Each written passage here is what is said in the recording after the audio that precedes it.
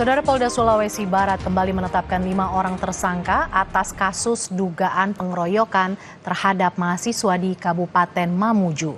Penetapan tersangka berdasarkan sejumlah bukti kuat yang berhasil dikumpulkan oleh penyidik, termasuk rekaman CCTV.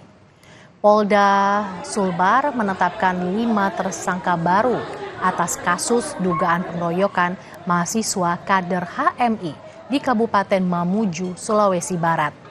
5 polisi menjadi tersangka baru tersebut berdasarkan hasil pemeriksaan saksi ahli, dikuatkan dengan bukti yang telah dikumpulkan oleh penyidik.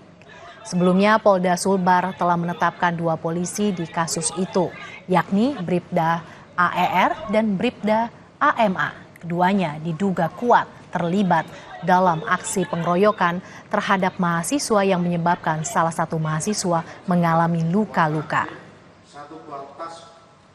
Oknum polisi yang berseteru dengan mahasiswa PMII sekarang kita tindak lanjutin dengan hasil dari saksi-saksi yang ada 12 saksi dan 1 saksi ahli, serta dilihat dari barang bukti yang lain berupa CCTV, itu kita bisa mengerucutkan dari beberapa orang yang kita jadikan saksi, 5 saksi jadi tersangka.